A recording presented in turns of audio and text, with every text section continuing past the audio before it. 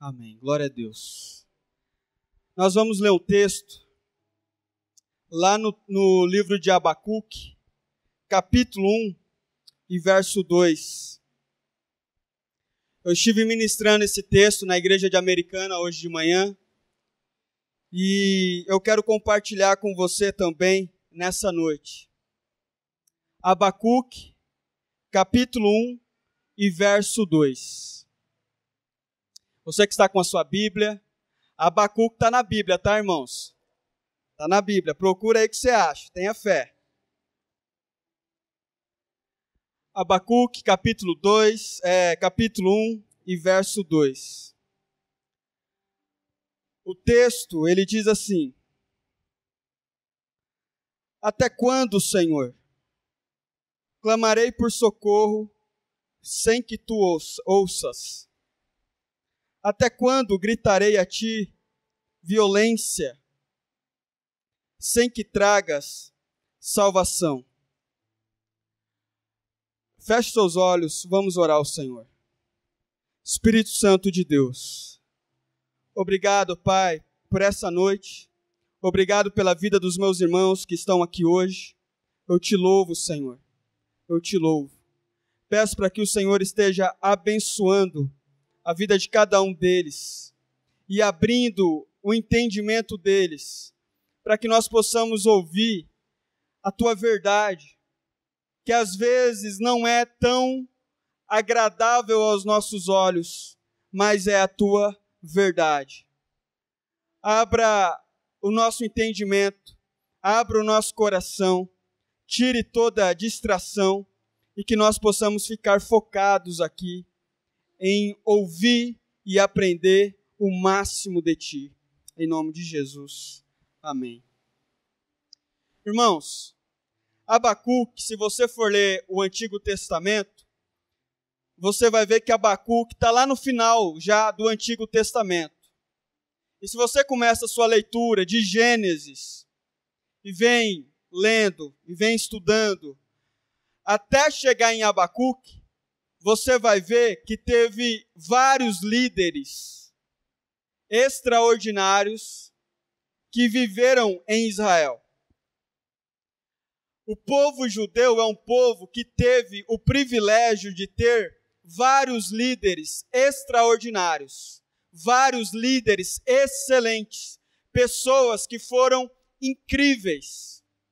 Coisa que nós brasileiros, nós não temos muito essa referência. Por exemplo, vamos pensar num grande líder brasileiro, num grande presidente que nós tivemos, uma pessoa que fez o Brasil parar de ser um país de terceiro mundo e se tornar um país de primeiro mundo, uma potência econômica, uma potência militar. Nós não tivemos esse líder até hoje. Nós não temos a referência do que é ter um grande líder nacional. Nós temos líderes numa empresa, temos líderes na igreja, temos líderes na cidade, em várias áreas da sociedade. Mas um grande líder nacional, uma pessoa que o brasileiro, todo brasileiro, o cara que vive lá no Amazonas, pessoa que vive aqui em São Paulo, que vive no Mato Grosso, que vive em Rondônia, que vive no sul do país, todos vão dizer a mesma coisa. Falam, olha, fulano de tal foi um líder excepcional. Nós não temos esse líder. Nós não temos esse homem ou essa mulher. Nós não temos. Mas o povo judeu tiveram vários líderes excepcionais, vários homens incríveis, várias autoridades que revolucionaram a nação de Israel. Por exemplo, você pega o caso de Davi. Quando Davi se tornou rei de Israel, Israel era um fracasso. Israel era tudo dividido.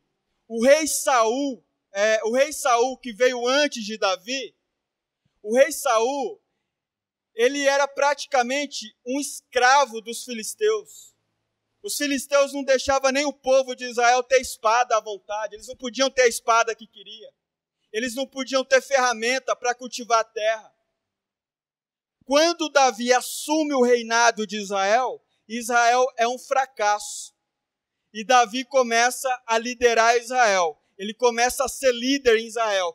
Quando Davi morre, Israel é uma potência mundial. E hoje, se você conversar ou se você ler a história dos judeus, a história de Israel, você vai ver que é unânime. Davi é um grande líder para eles. É um grande líder, é uma grande referência para eles. Quando Davi morre, o reino de Israel já é uma potência mundial. Aí Salomão assume no lugar de Davi. Davi morre, Salomão assume o reinado de Israel. Salomão fez o reino de Israel se tornar ainda mais poderoso, ainda mais incrível, de modo que se você for estudar a história de Israel, você vai ver que as pessoas aplaudem Salomão, porque Salomão foi um líder extraordinário. Eu pergunto para você, aonde no Brasil nós tivemos um líder desse jeito?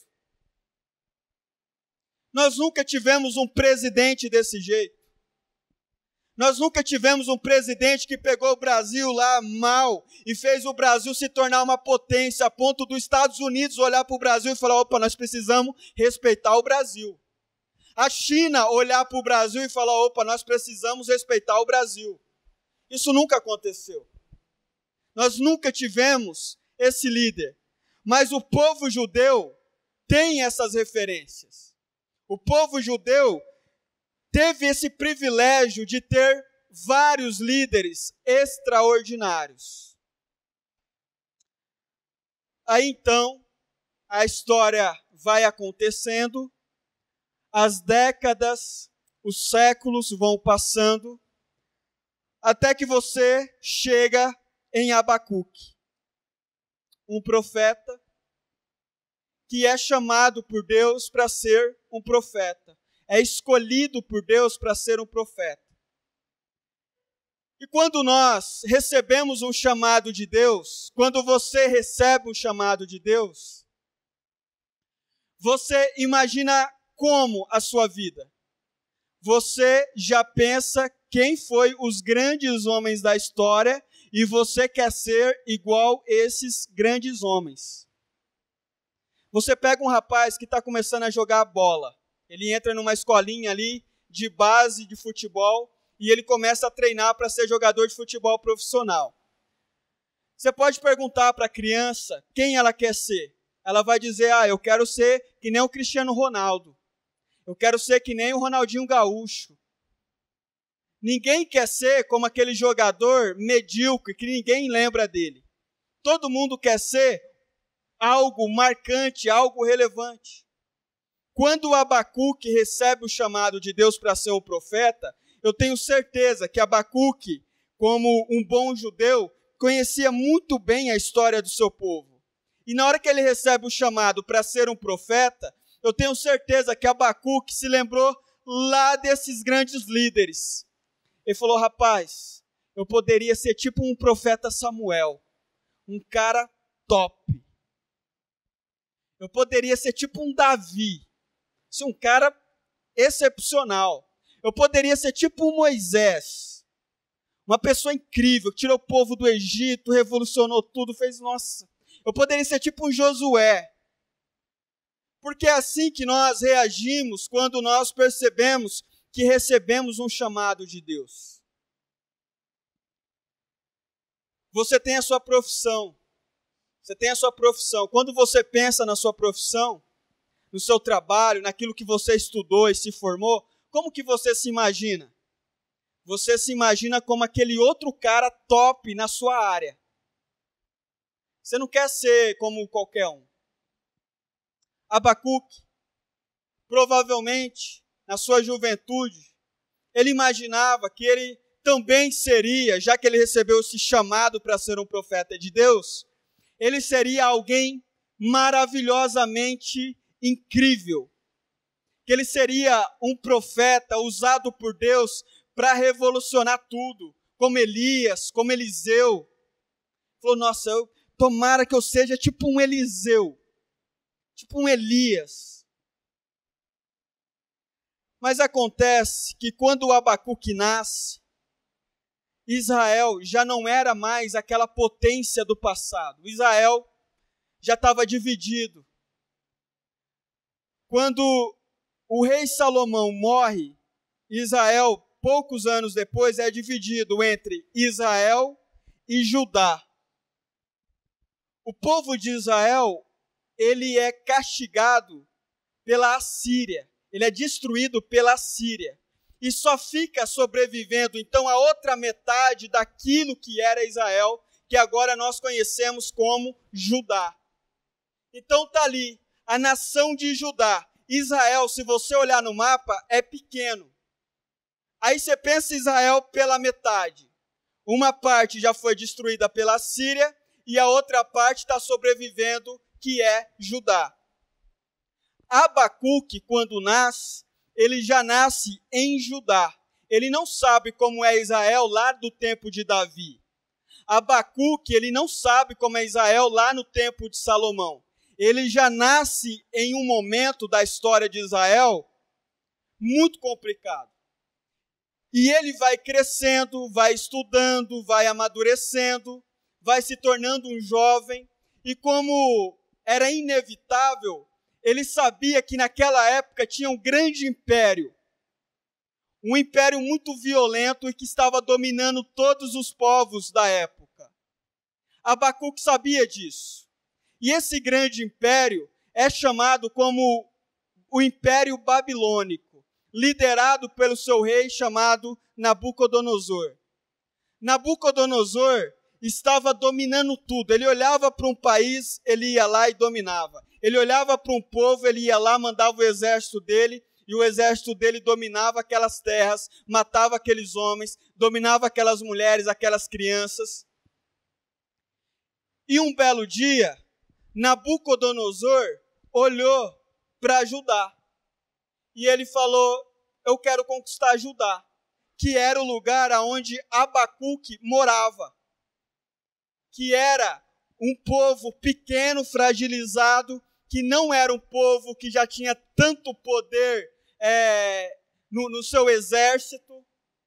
Então Nabucodonosor, com o seu grande império babilônico, ele olha para Judá e fala para os seus comandantes, para os seus generais, organizar o exército porque ele quer conquistar a Palestina, ele quer conquistar Judá. Abacuque fica sabendo disso. E ali em Judá fica aquele murmurinho. E os homens e as mulheres com medo, falando, gente, vocês ficaram sabendo? Parece que o Império Babilônico está vindo para cima de nós. Você imagina o desespero desses homens, dessas famílias, sabendo que Judá não tem um exército para bater de frente com Nabucodonosor. Então, Abacuque faz uma oração a Deus, que é o capítulo 1 e verso 2 que nós lemos, onde Abacuque diz assim ao Senhor, até quando, Senhor, clamarei por socorro, sem que tu ouças? Até quando gritarei a ti violência, sem que tragas salvação? Abacuque, na sua juventude, na sua imaturidade, ele está com um certo desespero, porque ele sabe que o povo dele está prestes a ser destruído. E nós, quando estamos enfrentando um problema, o que nós fazemos? Nós vamos orar, não é isso que nós fazemos? Você fica doente, o que você faz? Você vai no médico e tal, mas o que você faz? Você ora. Você está passando por uma crise financeira, o que você faz? Você ora. Você está precisando de emprego, o que você faz? Ora. Abacuque, sabendo que o Império Babilônico está vindo para atacar Judá, Abacuque começa a ficar desesperado e fazer orações a Deus. Mas Abacuque está orando, porque ele é um profeta de Deus, então ele tem, de um certo modo, uma unção especial sobre a vida dele. E ele começa a orar. Só que Deus não responde à oração de Abacuque. E quanto mais ele ora, mais em silêncio Deus fica. mais quieto Deus fica. A ponto de Abacuque ficar um pouco alterado com Deus e dizer: Senhor, até quando clamarei por socorro sem que você dê ouvidos? Até quando eu vou ter que ficar aqui chorando, desesperado, pedindo um livramento para o Senhor e o Senhor não faz nada? Até quando, Senhor? E nós, de algum modo, costumamos agir assim, igual a Abacuque. Nós estamos com um problema, estamos passando por uma dificuldade, nós oramos. Aí Deus não responde. Aí você faz o quê? Ora de novo. E Deus não responde. Aí chega um momento que você começa a ficar irritado com Deus. Você começa a ficar insatisfeito com Deus. Por que Deus não está respondendo à minha oração? Por que Deus não está respondendo ao meu clamor? Por que Deus não está ouvindo o meu choro? Eu estou jejuando, eu estou orando, eu estou fazendo tudo aquilo que é preciso fazer para Deus ouvir a minha oração, mas ainda assim Deus não está ouvindo. Irmãos, quantos de nós, em algum momento, já não ficou bastante frustrado com Deus, chateado com Deus, nervoso, a ponto de ficar quase que querendo xingar Deus? Alguns inclusive xingam Deus, porque Deus não ouve a oração. Abacuque está dizendo: até quando, Senhor? Clamarei por socorro, sem que tu ouças. Até quando gritarei? Está vindo violência por aí, Deus. Nabucodonosor está vindo para cima de nós. O grande império babilônico está vindo para cima de nós. Faça alguma coisa, livra a gente. E Deus não faz absolutamente nada. Tudo que o Abacuque ouve da parte de Deus é silêncio.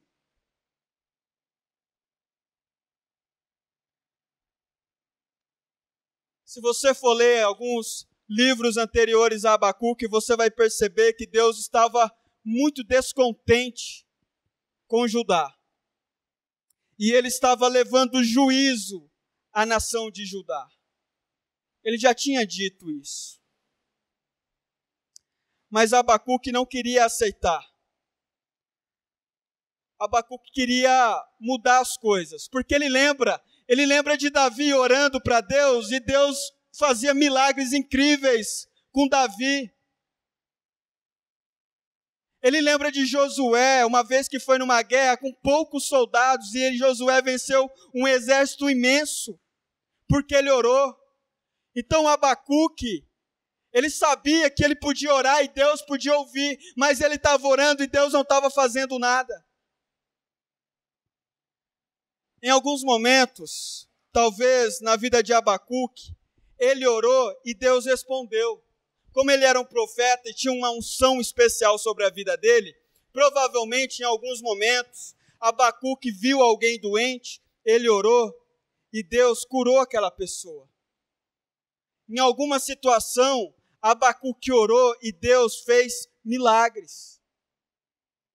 Mas nessa causa aqui, Abacuque já estava ficando careca, desesperado.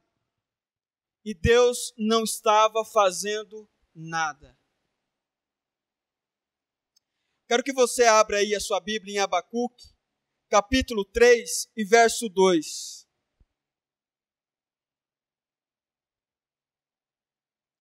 Capítulo 3 e verso 2 de Abacuque. Olha só o que Abacuque diz para Deus na sua oração. Senhor, ouvi falar da tua fama, tremo diante dos teus atos, Senhor.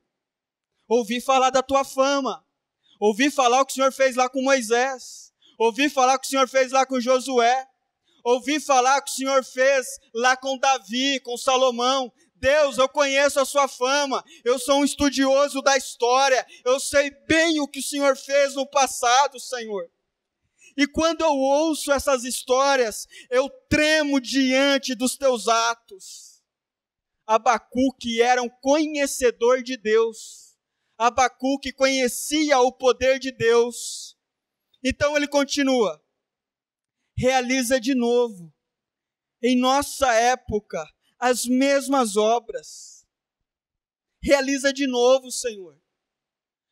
O Senhor já livrou o povo judeu de tantas coisas, de tantas guerras, de tantas nações que queriam derrubar a gente. Por que o Senhor não pode livrar a gente da Babilônia? Por que o Senhor não pode livrar a gente de mais esse problema? E Abacuque faz uma oração sincera a Deus, aonde ele diz na parte B, capítulo 3 e verso 2, a parte B do verso 2. Realiza de novo. Faz de novo. Senhor, sabe aqueles milagres? Faz de novo, Senhor. Faz de novo. Eu sei que o Senhor pode. Eu sei que o Senhor tem poder. Eu sei que o Senhor tem poder para me livrar. Eu sei que o Senhor tem poder para livrar Judá. Eu sei que o Senhor tem poder para fazer a Babilônia mudar o seu foco para outro lugar e parar de querer dominar a gente, parar de querer lutar contra a gente. Senhor, faça de novo. Irmãos, não existe nada mais natural para nós do que olhar para o passado e ver coisas maravilhosas que aconteceu no passado. Alguns de nós já vivemos coisas incríveis no passado, milagres incríveis. Eu mesmo já testemunhei milagres incríveis no passado. Eu tenho certeza que você já viveu coisas incríveis. Deus já fez coisas na sua vida que você acreditava que nunca ia dar certo. E Deus fez dar certo. Mas aí, chega um momento que a gente não consegue receber a bênção de Deus mais uma vez. De novo. Aí algumas pessoas tentam até lembrar, falam, olha, naquele tempo que eu recebi aquele milagre, eu lembro que eu fiz um jejum de 1 semana. Olha, eu lembro que naquele tempo que eu recebi aquele milagre, eu fiz várias vigílias durante o mês. Naquele tempo que eu recebi o milagre, nossa, eu estava tão firme na igreja. Então, toda aquela receita que eu fiz lá no passado, eu vou fazer tudo igualzinho agora, para ver se Deus faz o milagre de novo. Aí você pega aquela receita e você aplica hoje. Aí na hora que você termina de aplicar, nada dá certo. Deus não faz de novo. Deus não realizou o milagre de novo. Mas Abacuque, ele ora a Deus, ele fala, Senhor, faz de novo. O Senhor já me livrou uma vez, o Senhor já me livrou 2 vezes, o Senhor já fez um milagre na minha vida, já fez 2 milagres, já fez 3 milagres. O que é fazer mais um milagre só mais uma coisinha que eu te peço, Senhor. Faz de novo. E Abacuque, então, continua ouvindo o silêncio de Deus. Você percebe que no capítulo 1, verso 2, Abacuque, de um certo modo, está um pouco arrogante na sua oração. Ele vai orar a Deus e ele, de um certo modo, ele começa a dar uma bronca em Deus. Como dizendo para Deus acordar, dizendo para Deus deixar de ser preguiçoso e levantar e ajudar o povo de Judá. Abacuque começa a dar um chacoalhão em Deus. Mas ele começa a perceber, lá no capítulo 3 e verso 2, que ele precisa falar com Deus um pouco mais calmo. Que com Deus não adianta espernear, não adianta ficar fazendo biquinho, não adianta ficar fazendo cara feia, porque Deus é soberano. Ele é o Senhor de todas as coisas. E Ele é quem decide abençoar, e Ele decide a hora que Ele quer abençoar. Não adianta eu ou você querer dar bronca em Deus para fazer Ele agir mais rápido. Porque afinal de contas, Deus é o Criador e nós somos a criatura. Abra lá em Abacuque, capítulo 2 e verso 4.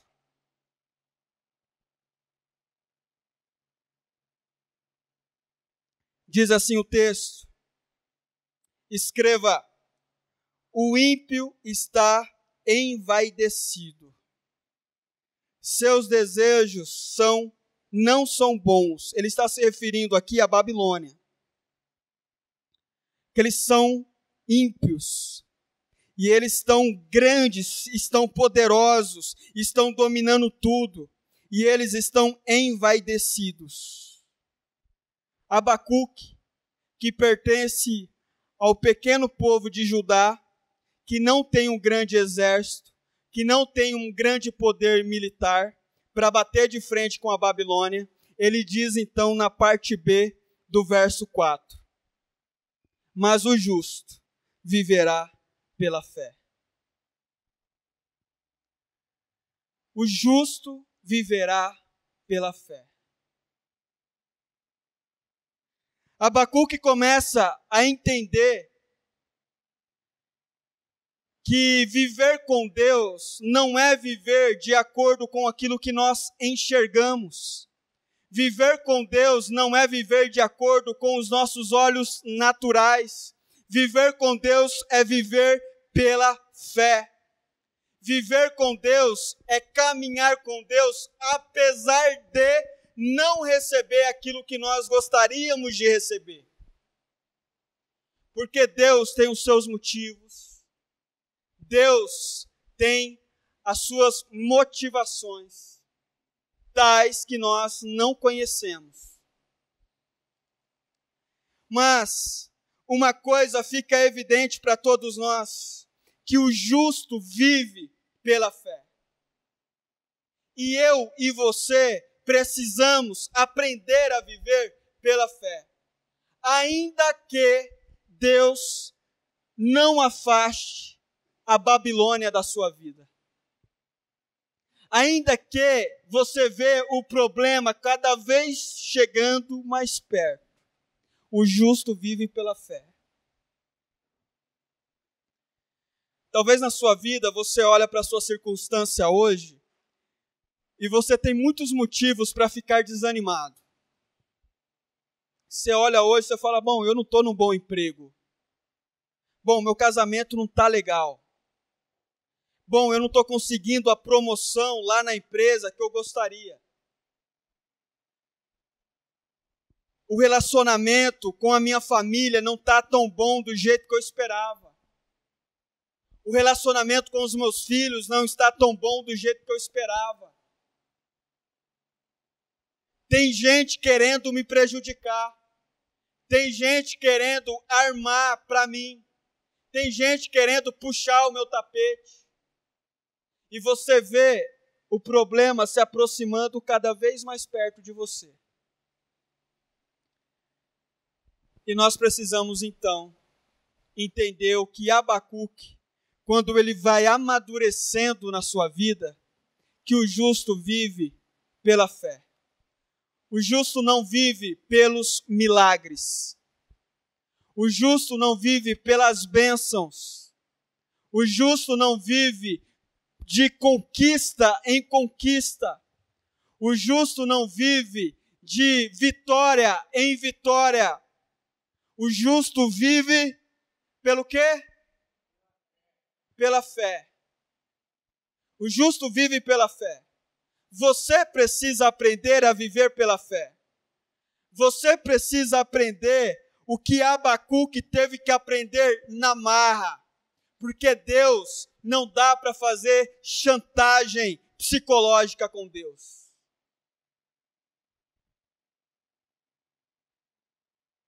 E por isso, então, Abacuque escreve um dos seus textos mais incríveis de toda a história, que você provavelmente conhece, que está lá em Abacuque, capítulo 3 e verso 17. Abre a sua Bíblia, Abacuque, capítulo 3 e verso 17. Você percebe que no começo do livro, Abacuque está arrogante, Abacuque está cheio de si, com uma certa prepotência, falando com Deus como quem fala com qualquer um, dando broncas em Deus. Mas aí então Deus coloca ele no lugar. E às vezes Deus vai colocar cada um de nós no lugar, para a gente aprender a confiar nele de verdade. Presta atenção no que diz Abacuque, capítulo 3 e verso 17. Mesmo não florescendo a figueira, e não havendo uvas nas videiras, mesmo falhando a safra de azeitonas, não havendo produção de alimento nas lavouras, nem ovelhas no curral, nem bois nos estábulos, mesmo tudo aquilo que eu planejei não dando certo, mesmo eu fracassando, mesmo o emprego não dando certo, mesmo não conseguindo resolver esse problema que eu tanto gostaria de resolver, mesmo Deus não curando a minha vida dessa enfermidade, Abacuque começa aqui a fazer uma das orações mais sinceras que tem na Bíblia. E ele diz, olha, antes eu estava muito arrogante, eu estava muito prepotente, mas agora eu entendo que mesmo não florescendo a figueira, não tendo uvas na videira,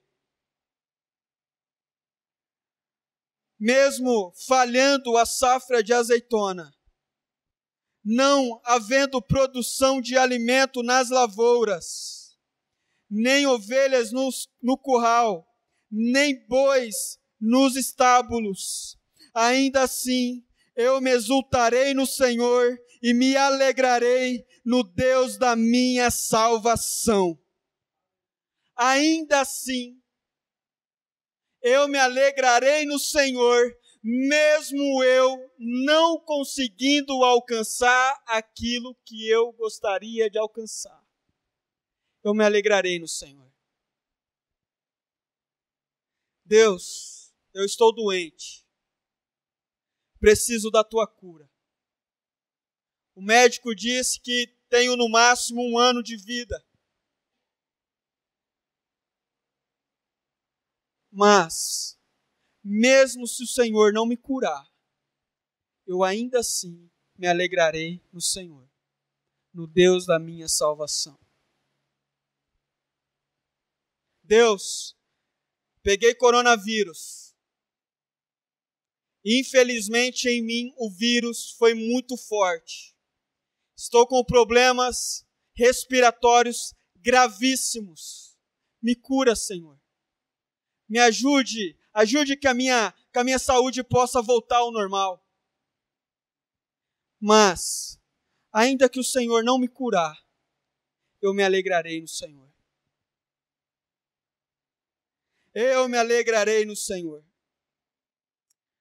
Ainda assim eu exultarei no Senhor e me alegrarei no Deus da minha salvação. O Senhor, o soberano, e aqui é uma palavra importante quando Abacuque diz o soberano, porque Deus é soberano e Ele faz as coisas de acordo com o seu querer, de acordo com a sua vontade, e a hora que Ele quiser. Podemos ficar bravos, podemos espernear, podemos maldizer ao Senhor, mas isso não muda o fato de que Deus é soberano e Ele domina sobre todas as coisas. Por isso que o nosso relacionamento com Deus, ele tem que ser um relacionamento um pouco mais humilde. Um pouco mais humilde. Como eu estava dando aqui o curso ontem para algumas pessoas quando vão orar a Deus, elas dizem assim: Deus, eu determino a cura em nome de Jesus. Aí você fala assim: opa, peraí, determino? Você está determinando, você está mandando Deus agir? Quem é você para determinar alguma coisa para Deus? Quem é você para obrigar Deus a fazer alguma coisa?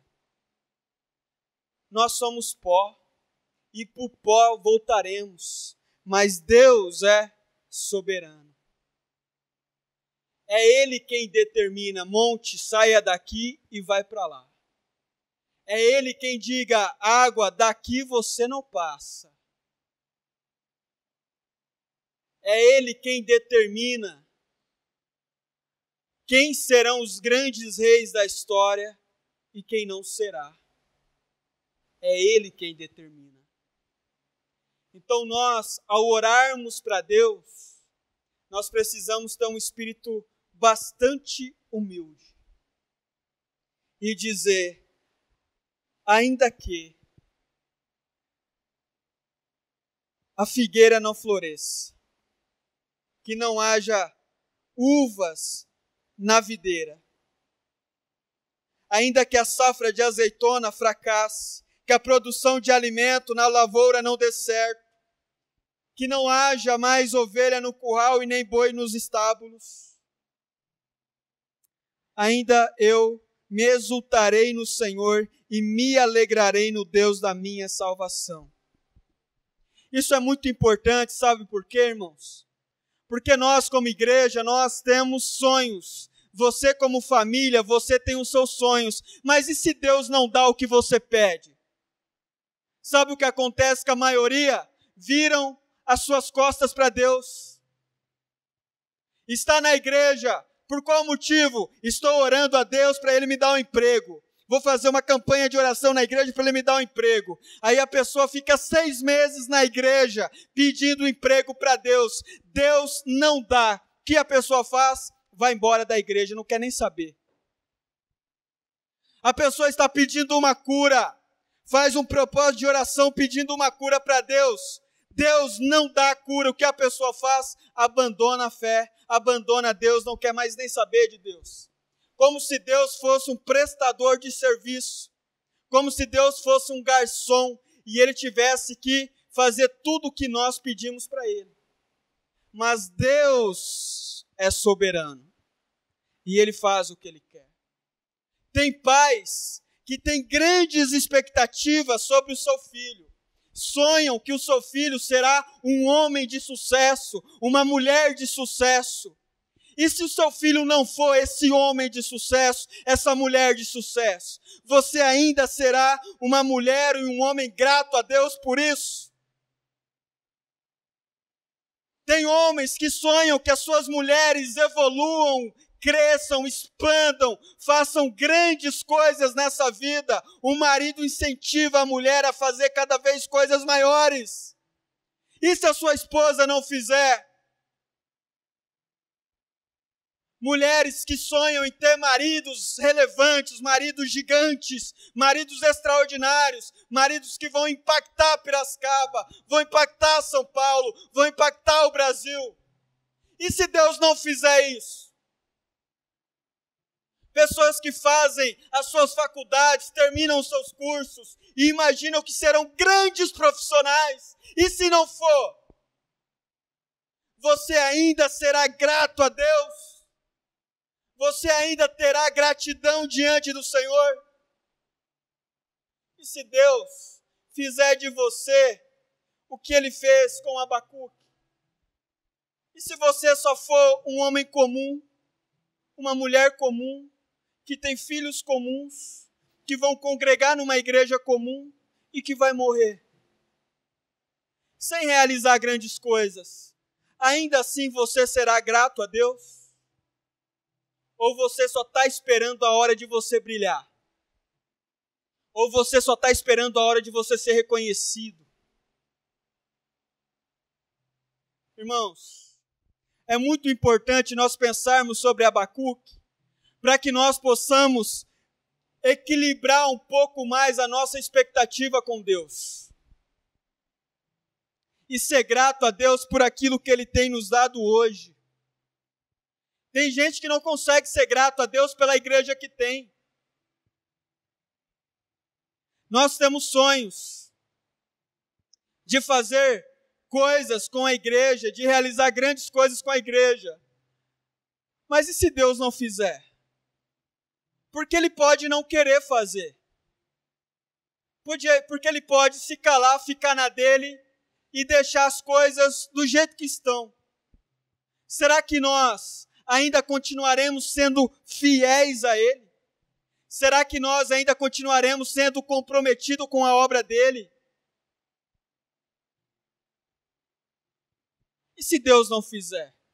E detalhe, aqui para Abacuque, Deus, Ele nem explica nada para Abacuque, por que Ele não livrou Judá da Babilônia. Deus não deu a mínima explicação para Abacuque, porque Ele é soberano. Ele é soberano. Irmãos, eu creio que é um momento de nós começarmos a pensar na nossa vida cristã de uma maneira mais séria, de uma maneira mais realista, de uma maneira bíblica. Porque senão nós ficamos na igreja e nós pensamos que a nossa vida será só de vitória em vitória. A cada mês que passar nós teremos uma vitória maior, aí no outro mês uma outra vitória maior, e no outro ano uma vitória maior, e a nossa vida será incrível, extraordinária. Mas não é isso que a Bíblia nos ensina. A Bíblia ensina que talvez você vai viver momentos extraordinários hoje, mas amanhã você pode não viver. E se você não viver momentos extraordinários amanhã, você será fiel a Deus? Você será fiel a Deus? Ou você vem para a igreja apenas por interesse? Ou você serve a Deus apenas por interesse?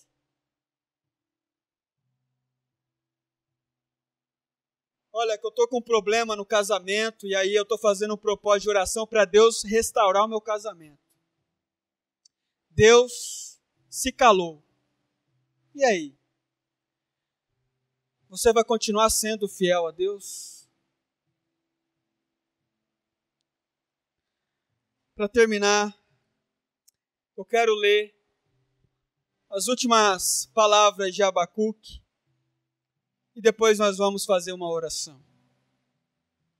Mesmo não florescendo a figueira, e não havendo uvas nas videiras, mesmo falhando a safra de azeitonas, não havendo produção de alimento nas lavouras, nem ovelhas no curral, nem bois nos estábulos.